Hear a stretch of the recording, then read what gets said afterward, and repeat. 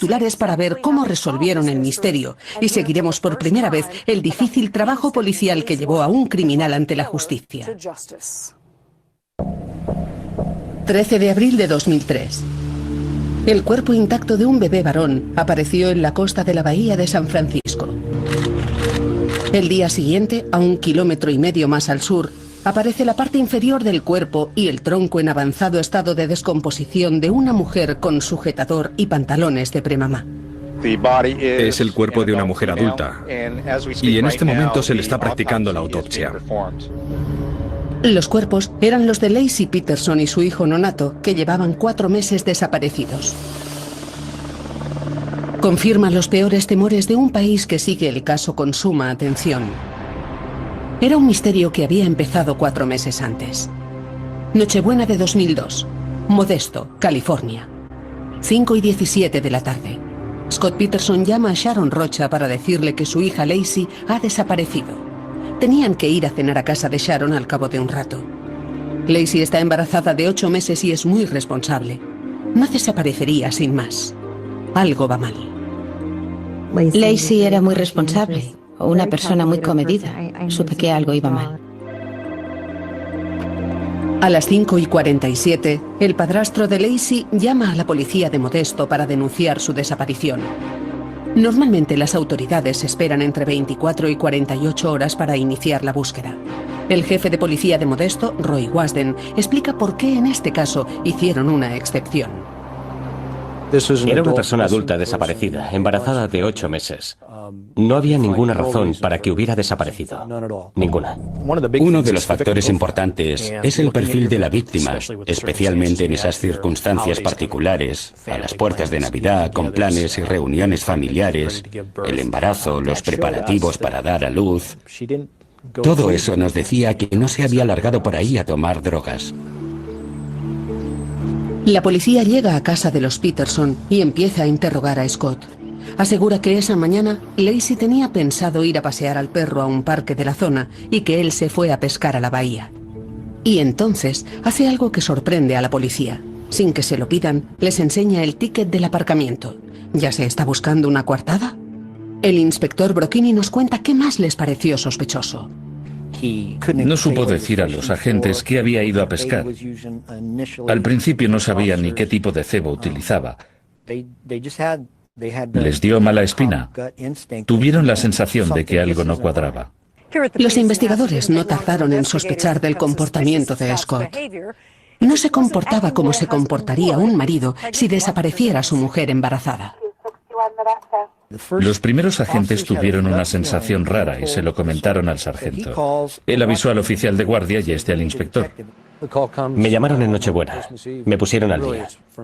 Me dijeron lo que les habían contado, lo que habían visto, lo que les preocupaba y lo que creían que había que hacer. El inspector Brocchini lleva la investigación desde el primer día, desde que llega a casa de los Peterson a las 9:25 de la noche. Han pasado 4 horas desde que la familia denunció la desaparición, pero la policía ya considera que la desaparición de Laci es sospechosa. Hábleme de la primera vez que habló con Scott. Me presenté y le dije, bueno, que estaba allí para ayudarle. Y le dije si me podía explicar qué había hecho ese día y que me enseñara su casa. Durante las 4 horas siguientes, Brocchini inspecciona escrupulosamente la casa y la propiedad de Scott Peterson, pero son las extrañas reacciones de Scott las que le llaman la atención. Por ejemplo, cuando golpea accidentalmente el coche de Laci con la puerta de la camioneta. Vino corriendo con un guante y me dijo, oiga, o muevo mi camioneta o sujeto este guante aquí para que no me raye el coche. Y yo le dije, tendré cuidado, no se preocupe. ¿Qué le transmitió el hecho de que se preocupase más por el coche? Que su mayor preocupación no era Laci. Por la noche ya ha empezado la búsqueda de Laci. Helicópteros, agentes y perros rastrean y peinan la zona. Esa noche, el suegro de Scott cuenta a la policía que Scott le ha dicho que ha estado jugando al golf, pero ¿no les ha dicho que había estado pescando? Es una contradicción clara y los investigadores toman nota. Se inventaba cosas o mentía sobre cosas sobre las que no tenía por qué mentir. Nunca acabábamos de entender por qué. Cuando Brocchini hace un inventario de la casa y los coches de Scott, sigue tomando nota mentalmente de todo lo que no le encaja. Por ejemplo, cuando Scott llegó a casa, se tomó su tiempo antes de alertar de la desaparición de Lacey. Primero lavó la ropa que llevaba ese día. Después comió algo, se dio una ducha y se cambió de ropa. A los inspectores les sorprende que un hombre desesperado por localizar a su esposa haga estas cosas, pero lo que más llama la atención al inspector Brocchini es que pusiera la lavadora. ¿Por qué Scott solo lavó su ropa cuando había una cesta llena de ropa sucia en la habitación y un montón de trapos sucios encima de la lavadora? ¿Por qué estaban tan sucios esos trapos? ¿Y qué hacían encima de la lavadora? ¿Y por qué se lavó solo su ropa? También está la afirmación de Scott de que Lacey había ido a pasear al perro a un parque de la zona, pero la policía no le cree. Hay un desnivel muy inclinado para que una embarazada que no tiene movilidad y que no está muy en forma a esas alturas del embarazo vaya ahí a pasear el perro. No nos pareció razonable. En la camioneta de Scott, el inspector encuentra un equipo de pesca por estrenar aún envuelto, parasol, lona y una caja de herramientas. Solamente hace 5 horas que se ha denunciado la desaparición de Lacey, pero la policía ya no lo considera un caso de desaparición. En el fondo, creen que se trata de un homicidio y empiezan a tratarlo como tal. Toman fotos del lugar del crimen y una les llama la atención. Es de un edredón sobre el que parece que se haya tumbado un cuerpo. Y hay algo más. Las joyas y el bolso de Lacey están allí y ella nunca salía de casa sin ellos. Era una serie de cosas como esa lo que me hizo pensar que hacíamos lo que teníamos que hacer, que íbamos en buena dirección, que enfocábamos bien el caso. A las 11:17, el inspector y otro agente acompañan a Scott a su despacho. Scott es vendedor de fertilizantes en un almacén de la zona industrial de Modesto. Allí, Brocchini encuentra una barca de 14 pies, un ancla casera y signos de que se han hecho más anclas. ¿Las puede haber usado para hundir el cuerpo de Lacey en la bahía? Finalmente, a medianoche, regresan al cuartel general, donde el inspector Brocchini interroga a Scott Peterson y graba todo lo que dice. Pero si Scott está asustado o consternado, no lo demuestra.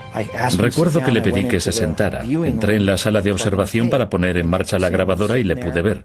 Estaba allí sentado con las manos en los bolsillos, relajado.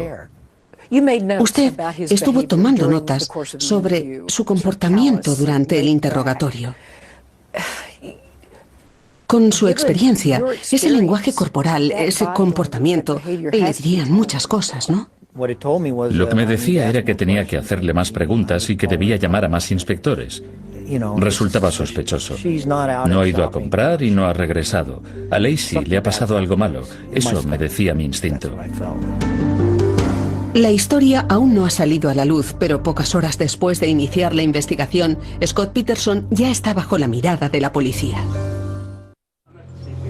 Día de Navidad de 2002. Hace 24 horas que Lacey Peterson desapareció y todo el mundo, cientos de personas de Modesto, California, han salido a buscar a esta embarazada de 27 años. La familia y los amigos de Lacey no lo saben aún, pero la policía ya empieza a preparar un caso de asesinato contra su marido, Scott Peterson. Scott parece emocionalmente ausente. La gente cercana a él cree que es su forma de afrontar los hechos.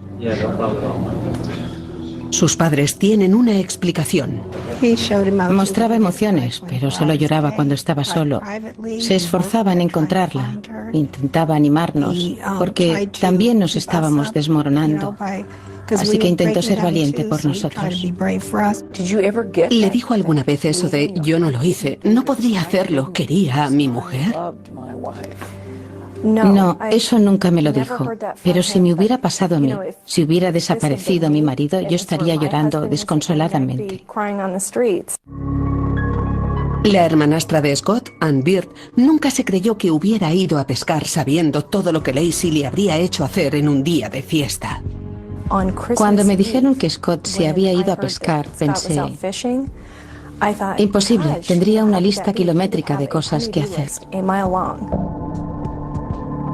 Los investigadores de Modesto encuentran sospechosas tanto la coartada de la pesca como las emociones expresadas por Scott.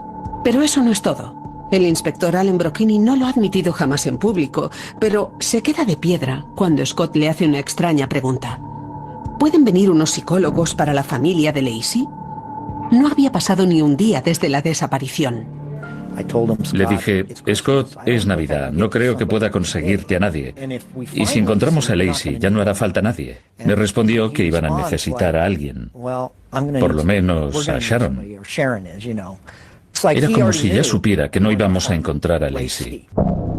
Ha pasado un día desde que empezó la búsqueda de Lacey. Su familia acude a la televisión para encontrar ayuda. Déjela sana y salva en casa y huya, no importa, pero devuélvanosla. Es extraño. Es evidente que la madre de Lacey se aferra a la esperanza, pero Scott ya parece resignado a lo peor. La búsqueda de la policía, la familia y los amigos no ha dado resultado, así que debemos contemplar otras posibilidades. 48 horas después de recibir la denuncia de desaparición, la policía se desplaza hasta Berkeley Marina, a 1 hora y media, para comprobar la coartada de Scott. Dijo a la policía que llovía en la bahía el día de Nochebuena, pero nadie vio caer ni una gota. La policía ha pillado a Scott en una flagrante mentira y las alarmas siguen sonando. Entonces, el día de Navidad, Scott se niega a someterse al polígrafo, cosa que había prometido hacer. La policía se pone en guardia. Pero hay dos cosas que delatan aún más a Scott Peterson. En primer lugar, la policía descubre que se compró la barca sin decírselo a nadie. Después, descubren que consultó las mareas y las corrientes de la bahía de San Francisco en el ordenador. ¿Es posible que buscara el mejor lugar para tirar el cuerpo al agua?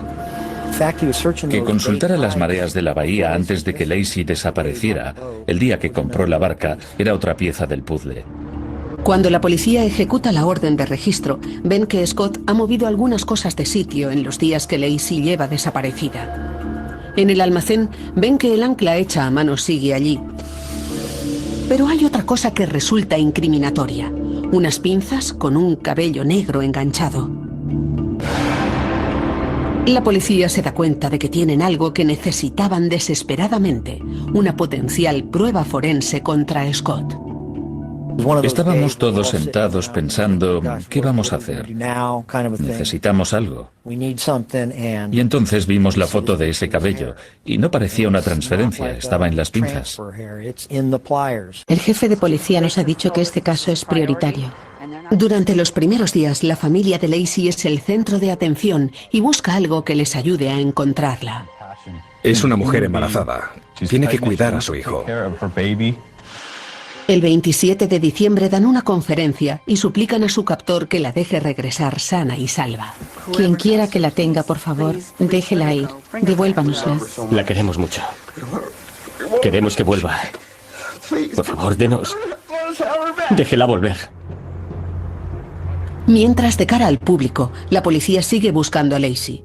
Están seguros de que ya está muerta y poco a poco van elaborando su teoría de lo que le ha ocurrido exactamente y por qué. Creo que Lacey se disponía a irse a la cama. La estrangularon o la asfixiaron allí mismo. La envolvieron con una lona y la arrastraron hasta la camioneta. Creo que primero cargó los parasoles y después a ella en una lona azul. Necesitaba una excusa para llevar algo tan grande en una lona azul, y eso eran los parasoles. Simplemente no quería ser padre, no quería ataduras. Si te fijas en su estilo de vida, en todo lo que quería hacer, y bueno, ser miembro del club de campo, ser padre, iba a ser un lastre para él. Creo que su plan era levantarse por la mañana y marcharse. La gente le creería jugando al golf. No habrá nadie en la bahía y haré lo que tengo que hacer. Pero hay un momento en el que varias personas lo ven en la bahía. Es entonces cuando la policía dice que cambia su coartada del golf por la de la pesca. Diga lo que diga, la policía ya está segura de que algo no encaja, que Scott Peterson es culpable y que algo fue premeditado. Sí, lo había planeado. Lo planeó cuando compró la barca y tenía pensado decir que se iba a jugar al golf, pero en realidad llevaría a Lacey a la bahía, se desharía de ella y regresaría. La policía aún no lo sabe, pero un nuevo jugador está a punto de cambiar las reglas del juego. ¿Desde cuándo se ve con Scott? 30 de diciembre de 2002. 6 días después de que Lacey Peterson desapareciera, hay una gran novedad. Una mujer llama a la policía y asegura ser la amante de Scott. Se llama Amber Frey. El jefe de policía Roy Wasden y sus hombres recuerdan cómo esa llamada lo cambió todo. ¿Cuál fue la reacción en el departamento cuando Amber Frey llamó? Fue un momento decisivo. Era importante saber más cosas sobre Scott Peterson. ¿Quién era? ¿Qué hacía? ¿Cómo se comportaba? En esa llamada nos dio demasiada información como para tratarse de una loca. Sabía demasiado. Los investigadores no pierden ni un segundo. Se marchan a Fresno a hablar con Amber. El inspector John Buehler lo comprende enseguida. Esta pista es crucial para la investigación. Fue una reunión muy buena. Nos dio una cantidad tremenda de información. Amber era una chica joven y parecía... Yo no diría ingenua, pero tenía un concepto idealizado del amor. Era romántica y sensible. Amber cuenta a los investigadores que solo hace unas semanas que se ve con Scott, pero que ya hablan de matrimonio. El 9 de diciembre, recuerda, él se echó a llorar diciendo que había perdido a su mujer. Ese mismo día Scott compró la barca. El inspector Brocchini sabe que ha dado con la clave. Dijo a Amber que había perdido a su mujer cuando aún no era así. Eso para mí fue un elemento clave. Los inspectores piden a Amber que grabe en secreto las futuras conversaciones que tenga con Scott y ella accede. También deciden que nadie sabrá de su existencia. Esa tarde, los inspectores llevan a Amber a comprar el material de grabación y entonces suena el teléfono. Es Scott. Les ha pillado a todos por sorpresa. Estaba temblando, estaba muy nerviosa. Se me cayó el teléfono, estaba muy patosa, pero en ese momento no hablamos, por suerte, porque yo estaba... ¿Cómo se dice? De los nervios. De los nervios, sí, estaba destrozada y muy nerviosa.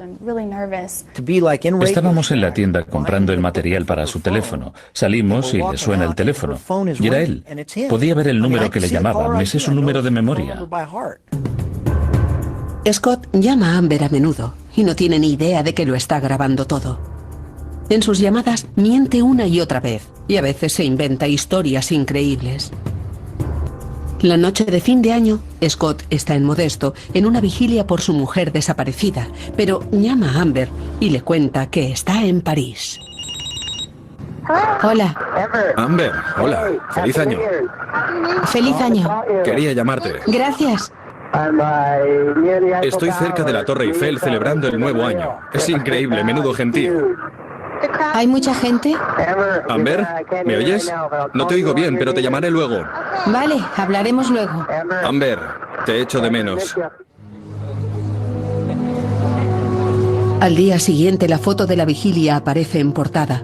Y aunque la gente cree que Scott Peterson demuestra su dolor, la policía sabe que no es así. Vimos la foto en la portada del B y él estaba en la vigilia. Pero nosotros sabíamos lo que había dicho por teléfono. Estaba en París disfrutando de la ciudad. El 1 de enero, la policía dio una rueda de prensa en la que dicen que creen que en la desaparición de Lacey hay más gente implicada. Lo que no dicen es que la investigación se centra en Scott Peterson como principal sospechoso. El 4 de enero, 10 días después de la desaparición de Lacey, la policía vigila a Scott Peterson las 24 horas, pero no lo sabe nadie. Durante el mes de enero, la policía sigue peinando la bahía. Están seguros de que es allí donde Scott se deshizo de su mujer embarazada, pero ¿y si su cuerpo no aparece? El jefe Roy Wasden revela ahora lo que no podía decir entonces. Con cuerpo o sin él, la policía estaba decidida a presentar un caso contra Scott Peterson. ¿El departamento estaba preparado para emitir una orden de busca y captura antes de que apareciera el cuerpo? Sí. De hecho, los inspectores habían discutido con el fiscal sobre qué haría falta para lo que se conoce como una orden de detención por homicidio sin cuerpo. Antes de la aparición de los cuerpos, apuntábamos hacia esa dirección. ¿Hola? ¿Amber? Sí. Scott sigue llamando a Amber. Y los investigadores pretenden que repita algo que dijo a Amber justo antes de la desaparición de Lacey. Esas pocas palabras tan incriminatorias. He perdido a mi mujer. Viniste y me contaste todas esas mentiras sobre que la habías perdido, que era una tragedia No. y que esta iba a ser tus primeras vacaciones sin ella. Cariño, yo no te dije... Amber, no quiero pelearme contigo, ya lo sabes. Yo no dije nada de tragedia o de que no estuviera. Dijiste que la habías perdido. Eso sí. Y yo no dije mucho, pero era... Dije que había perdido a mi mujer. Lo dijiste. Sí. Bingo. Es lo que necesitaban los investigadores. Para nosotros, esa fue una afirmación muy importante porque... ¿Cómo predices eso? ¿Cómo? ¿Dices una mentira como esa para intentar ganarte a una chica y tener con ella una relación que no deberías tener y de repente ocurre de verdad? Las posibilidades de que pase son bastante escasas. Las llamadas continúan y las mentiras de Scott se acumulan. En un momento determinado, cuenta Amber que le han hecho la prueba del polígrafo y que la ha pasado. Y otra mentira aún más grande, que Lacey no solamente sabía de su relación con Amber, sino que la aceptaba. Los investigadores no pueden creer que diga eso. Era como jugar al ajedrez con él. Intentábamos anticipar su siguiente jugada, lo que iba a hacer, y escuchábamos lo que decía, con lo que hacía, y lo documentábamos. Era increíble la cantidad de mentiras que decía. La policía ya sabe que Scott miente. Ahora, por fin, también lo sabrá el resto del mundo. 13 de enero de 2003. 20 días después de la desaparición de Lacey Peterson. La policía averigua que el National Enquirer está a punto de publicar una historia explosiva revelando la vida secreta de Scott Peterson. Se sabrá que Scott tenía una amante mientras Lacey estaba viva y embarazada. La relación entre Scott y la familia de Lacey, que antes era muy estrecha, se destruirá para siempre. Y es cuestión de días antes de que la prensa y el público descubran quién es la misteriosa amante de Scott. ¿Sabía que Scott estaba casado? El 24 de enero, un mes exacto después de la desaparición de Lacey, la amante de su marido acaba siendo el involuntario centro de atención. Conocí a Scott Peterson el 20 de noviembre de 2002. Me lo presentaron. Me dijeron que no estaba casado. Scott me dijo que no estaba casado. Tuvimos una relación sentimental. Es una fatal noticia para la madre de Lacey. Hacía que Sharon se diera cuenta de que sus peores temores se habían hecho realidad. Hasta entonces no tenía nada en lo que basar sus sospechas, aunque nosotros sí. Ella esperaba que le confirmara que lo más seguro era que Lacey no volvería jamás. El mismo día que Amber sale a la luz, los Rocha hacen una declaración. Quiero que Scott sepa que confiaba en él y que estuve a su lado al principio de la desaparición de mi hermana. Pero Scott no ha sido sincero en la desaparición de mi hermana. Y no puedo evitar preguntarme qué más esconde. Mientras la familia de Lacey se pregunta qué le ha ocurrido, la policía está segura de saberlo. El 26 de enero le siguen hasta Berkeley Marina, donde se queda sentado en el coche mirando al agua.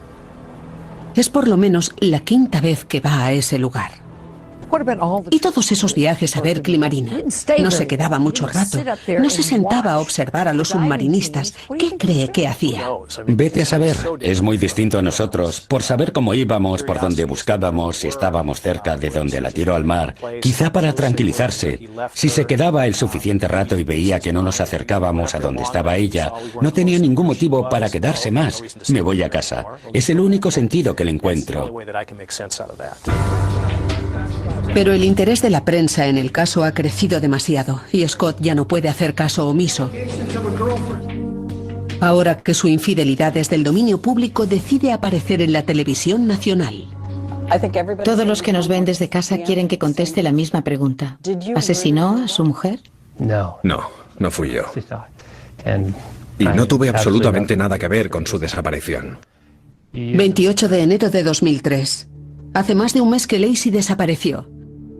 Ahora, Scott habla con Diane Sawyer en Good Morning America y la policía lo mira para ver qué dice y cómo lo dice. Y apareció Amber Frey. Y yo me alegro. ¿Le dijo usted que no estaba casado? Sí, sí.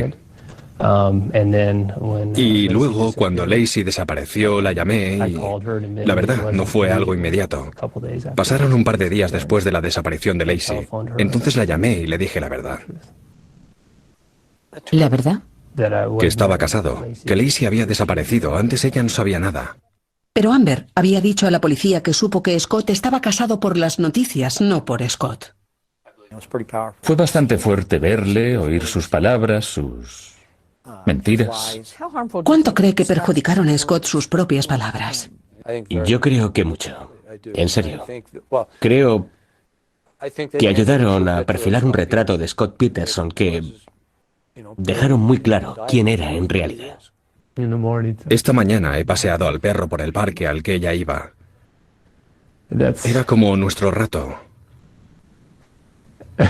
El rato que Lacey y yo pasábamos juntos. Cuando empezó a llorar, una cosa me pareció muy extraña. Muchos hombres, incluso algunas mujeres, intentarían secarse las lágrimas, pero él las dejó caer sin ni siquiera intentarlo.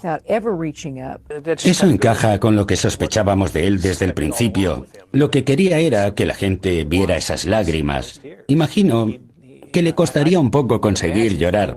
Es decir, quería que la cámara le filmara y se vieran esas lágrimas, porque quizá eso le ayudaría. Los investigadores no son los únicos que ven la entrevista. Amber Frey también. ¿Estaba enamorado de ella? No. ¿Qué pensó cuando vio en la entrevista que le preguntaba si estaba enamorado de usted y dijo que no? Es curioso porque Scott y yo hablamos de eso y me dijo, sí, lo editaron, quitaron el resto de cosas que dije sobre ti. Y yo le contesté, ¿ah, sí? Evidentemente me importas, está claro. Se dedicó a justificarlo, pero a mí no me engañaba. 5 semanas después de la desaparición de Lacey, la policía busca cualquier pista creíble. Y hay una. Un vendedor de coches les dice que Scott ha vendido el Land Rover de Lacey y ha comprado otra camioneta. ¿Por qué iba a hacerlo? Y eso no es todo. 2 mujeres más aparecen y dicen que han tenido una relación con Scott. Hablé con ellas y eran muy parecidas. Él se acercó a ellas de la misma manera y funcionó, claro está. Es decir, flores y regalos, y que es un tipo estupendo y que no está casado. Les mintió a todas. Consiguió engañarlas a todas. Pero cuando se enteraron, le dejaron. El cerco de la sospecha alrededor de Scott se estrecha, pero la policía sigue buscando más pruebas. Han recibido 6.000 pistas, pero ninguna exonera a su principal sospechoso. Ninguna de las pistas se sostenía. Lo único que nunca dejó de ser sospechoso fue Scott. 1 de febrero de 2003. Poco más de un mes desde el inicio del caso de Lacey Peterson. Scott Peterson se ha negado a someterse a la prueba del polígrafo, pero dice a Amber que irá a un sitio para someterse a una prueba privada. Ella debe verse con él allí en media hora. Hablé con la policía de Modesto y me dijo que no quedase con él bajo ningún concepto, a ver si seguía adelante y hacía la prueba sin mí. Por su seguridad, Amber se queda al margen, pero el inspector Brocchini localiza el lugar de la prueba del polígrafo. Estaba allí sentado vigilando el edificio a 3 calles de distancia y de repente por el retrovisor veo a Scott Peterson que se me acerca caminando. Salí del coche y él se me acercó como si fuéramos amigos y me dio las gracias por aparecer en televisión para intentar localizar a Lacey. Y me dio la mano. Fue todo de lo más extraño. Yo estaba en otra ciudad vigilando un sitio al que él iba a ir y lo que me dice es, gracias por salir en televisión. A estas alturas de la investigación, la policía pide a Amber que deje de grabar las llamadas de Scott. Temen que lo que pueda decir Amber sirva para desacreditarla ante un tribunal. Pero los micrófonos demuestran que Scott la sigue llamando. Si pudiéramos vernos de alguna forma, Amber, nos iría muy bien. A estas alturas, lo único que conseguiría es hacerme más daño. ¿Qué pensó cuando él la llamó en febrero? Ya se había destapado todo. A estas alturas la gente fija toda su atención en Scott y él le dice que vaya al lago con él. Tenía que hablar de todo esto con él porque estaba siendo muy insistente y tenía muchas ganas de verme, que lo necesitaba. No puedo decir que lo entienda, pero vale. Scott, Tú sabes que no soy un monstruo. nunca he dicho que lo fueras. Sabes que yo no podría hacerte daño ni a ti ni a nadie.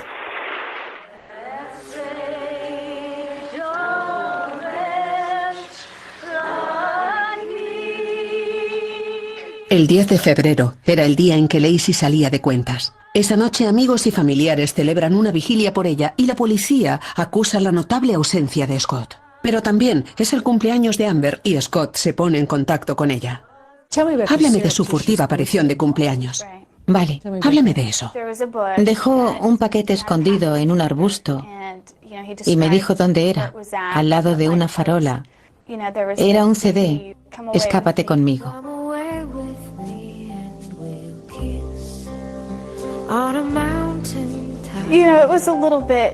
Me pareció un poco macabro pensar que su mujer había desaparecido y que me enviara ese CD, Escápate conmigo.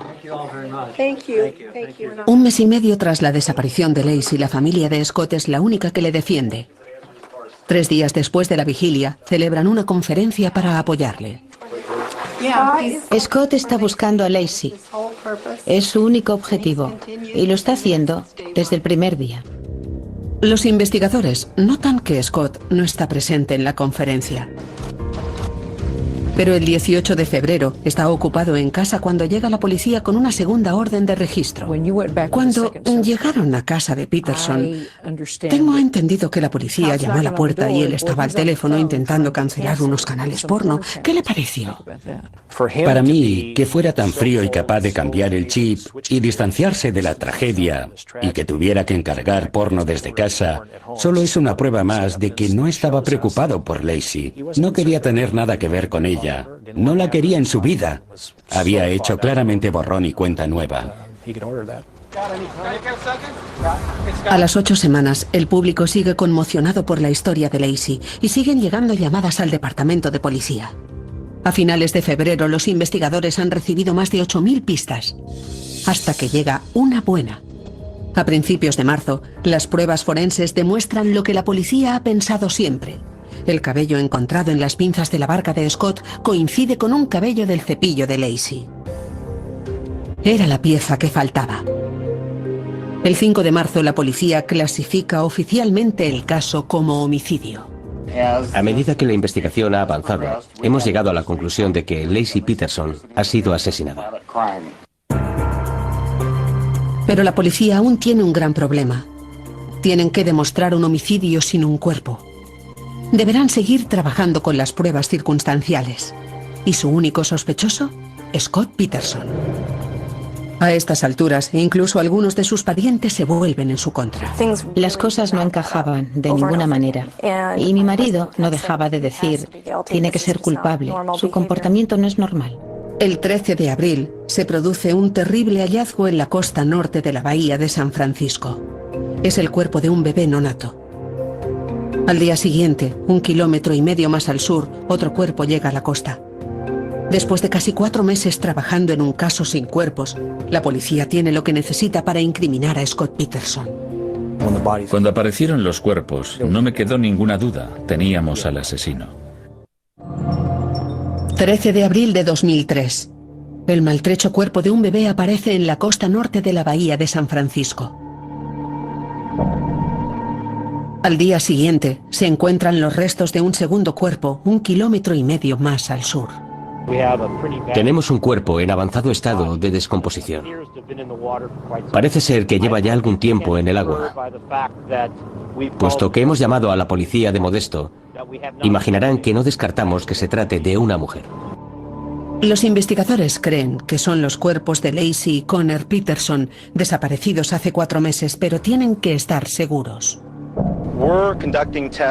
Vamos a realizar las pruebas para determinar la identidad de los cuerpos. El que hemos encontrado hoy y el bebé de ayer. Y si están relacionados o no. El cuerpo del bebé aparece intacto, lo que sugiere al forense que el niño ha permanecido en el útero hasta hace poco. El cuerpo de la mujer está en un estado mucho peor.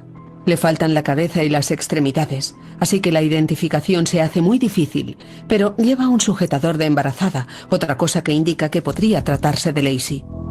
Los investigadores transmiten a la familia de Lacey estos detalles antes de que se hagan públicos. Entonces llaman a Scott. No se sabe dónde está.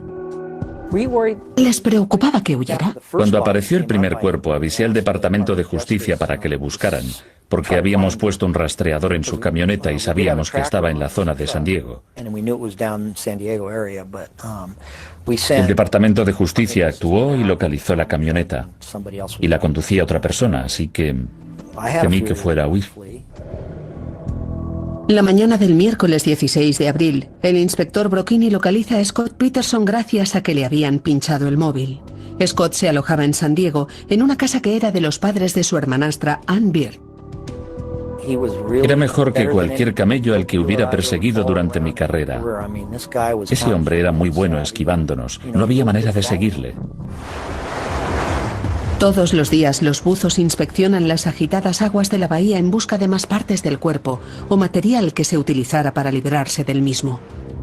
Scott Peterson dedica el tiempo a intentar esquivar a la policía. Se ha teñido de rubio y se ha dejado barba, pero sabe que le vigilan constantemente. El 17 de abril se emite una orden. Ha llegado la hora de detener a Scott. Pero la mañana del 18 de abril el inspector Brocchini recibe la alerta de que Scott está jugando al gato y al ratón con la policía. Era una auténtica cacería. Algunas personas casi acaban teniendo un accidente. Consiguió esquivar un helicóptero. Conducía casi fuera de control. ¿Tenían miedo de que cruzara la frontera? Claro, porque iba a conducir así si no. Cuando se metió en ese campo de golf, quizá fue para esconderse un rato, dar la vuelta e ir a la frontera. Pero por suerte teníamos agentes del Departamento de Justicia de incógnito que le vieron y le siguieron hasta el campo de golf. La policía de Modesto llega enseguida. A las 11:15, por fin, y exactamente 150 días después de la desaparición de Lacey. Tras una intensa investigación que sacudió al país entero, detienen formalmente a Scott Peterson por asesinato. ¿Cómo reaccionó él? Se comportó como si estuviera de paseo. Estaba allí sin más, tranquilo. Estaba allí con sus gafas de sol, su barba. Yo le saqué fotos y no me dijo ni una palabra. Estaba claro que Scott planeaba irse a algún sitio una larga temporada. Los investigadores le registran el coche y encuentran cerca de $15.000 en efectivo, 3 tarjetas de crédito y material de acampada. Pero hay más cosas que el público aún no sabe. Una de las cosas de las que no se habló mucho es que llevaba un par de corbatas, camisas de vestir, zapatos de vestir. Podría haber pasado de cenar en un hotel de Acapulco a acampar en la montaña en cuestión de 4 horas. La policía también encuentra un mapa de Fresno, donde Amber Frey vive y trabaja. ¿Se dirigía allí?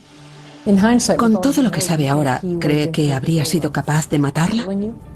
La verdad, no lo sé. O quizá es que no lo quiero ni pensar. Tras su detención, encadenan a Scott de pies y manos para el largo traslado hasta la cárcel de Stanislaus County. El camino desde el sitio en el que le detuvieron hasta la cárcel era largo. ¿Cómo fue? Estaba en el asiento trasero, callado. No hizo casi ninguna pregunta. Le dije que íbamos a parar a comer una hamburguesa. Dijo que tomaría una doble con queso, patatas fritas y un batido de vainilla, como si volviéramos de pesca. Las piezas empiezan a encajar. De regreso a Modesto, los inspectores reciben una llamada. Ya tienen los resultados del ADN. Han identificado el cuerpo de la mujer como Lacey Peterson y el niño es el hijo de Scott.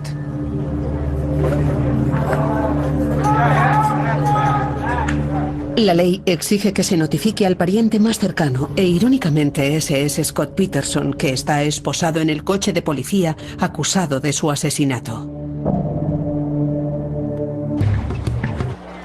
El esperado juicio a Scott Peterson empieza el 1 de junio de 2004, un año y medio después de la desaparición de Lacey. El juicio es largo y difícil. El abogado defensor, Mark Geragos, ataca a la acusación que intenta presentar el caso. Se dedica a desacreditar a algunos de los testigos de la policía. Creo que se puede decir que Geragos fue a por usted en un par de ocasiones y a la prensa no se le pasó. Y usted quedó, o por lo menos la defensa quiso hacerle quedar como el malo del caso. ¿Fue muy difícil? Como inspector he llevado muchos homicidios. He ido a juicio, he declarado y ya está. Pero jamás había visto nada como eso. Era como si esos periodistas no estuvieran en el mismo juicio que yo.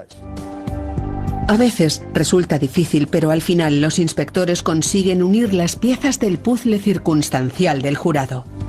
El 12 de noviembre de 2004, casi 2 años desde la Nochebuena en que Laci Peterson desapareció, el jurado emite un veredicto. El jurado de la causa mencionada declara al acusado Scott Peterson culpable del asesinato de Laci Peterson. Y a la hora de decidir la pena para Scott Peterson, la decisión es unánime.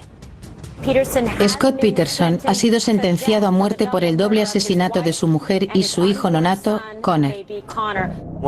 Cuando emitieron el veredicto me quedé sin aliento, literalmente. No me había dado cuenta de lo mucho que me había afectado. Creo que estábamos muy contentos de haber podido demostrar que Scott era culpable. Estoy orgulloso de la investigación y sé que el departamento y los demás inspectores se sacrificaron y que lo volverían a hacer. Es posible que jamás sepamos qué pasó en realidad en esta casa en Nochebuena. Solo hay una persona que puede contestar y de momento Scott Peterson no habla.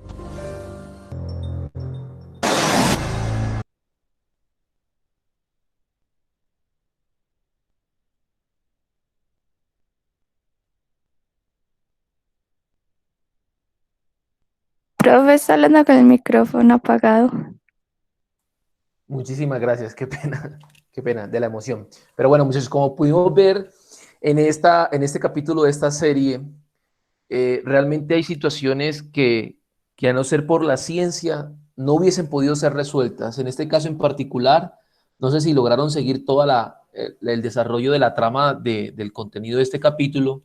En lo último, al no tener un cuerpo, al no tener el cuerpo de la persona que había sido asesinada, en ese momento la esposa del protagonista de este capítulo, era imposible poder seguir adelante o lo hacía más difícil. Sin embargo, si podemos rescatar cuando encontraron ese cuerpo que tenía mucho tiempo de haber estado ahí y que estaba en un grado alto de descomposición, si no hubiese sido por las pruebas de ADN, hubiese sido imposible identificar la persona que había sido asesinada. Entonces, siempre que yo he visto ese tipo de documentales donde se puede ver la solución a algunos casos que desafortunadamente son tragedias, la ciencia hace parte fundamental de la solución de estas situaciones, porque una condena no puede ser llevada a cabo en base a suposiciones. No es que el policía diga, yo creo que él fue. No es que la mamá de la víctima diga, yo creo que él fue el asesino o quien cometió el asesinato. Sin embargo, la ciencia es la única que puede determinar completamente si es o no culpable de los hechos que se le acusan. Ese tipo de videos para mí son muy interesantes porque se puede ver la aplicación de la ciencia a los diferentes ámbitos de la vida real. Es el esclarecimiento de un asesinato, pero en otro caso también podría ser la construcción de un edificio, la construcción de una super máquina, etcétera, etcétera. El objetivo principal que tenía de compartirles este video era, número uno, pues de alguna manera distanciarnos de siempre hacer lo mismo en la clase, de mostrar ecuaciones, fórmulas y la solución de problemas matemáticos, y más bien enfocarnos también un poco en la aplicación y en la solución de problemas de la vida real, en las que las ciencias hacen parte fundamental en todo el proceso. Entonces, ya que terminamos esta parte, ya faltan solo 20 minutos, a continuación les voy a compartir que ya pues se descargó completamente el video donde está la explicación del ejercicio que resolvimos al comienzo de la clase. Denme un momento acá, por favor.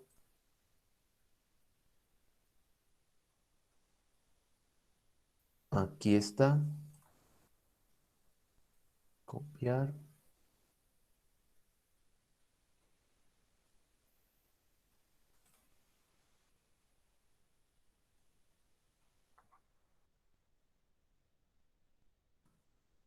Ok, listo. Por favor, revisen el WhatsApp. Ahí les acabo de enviar el video de la explicación del ejercicio que realizamos el día de hoy para el que lo quiera entregar. Recuerde que la actividad que vamos a realizar es completamente voluntaria, ¿sí? Y los que envíen, pues, los 3 primeros quedan exonerados de la realización del taller número 5. Sin embargo, si tienen alguna duda, alguna inquietud relacionada a estos ejercicios, al video que van a ver o de la clase anterior, me comentan que yo voy a estar pendiente. Entonces, una vez realizamos las 2 actividades el día de hoy, entonces dejamos hasta acá. Sin embargo, me pueden consultar a través de WhatsApp, que yo voy a estar muy pendiente a sus inquietudes para aquellas personas que quieran ser eximidas de realizar el taller número 5. Entonces, si no hay ninguna pregunta o comentario adicional, entonces dejamos hasta acá, ¿vale?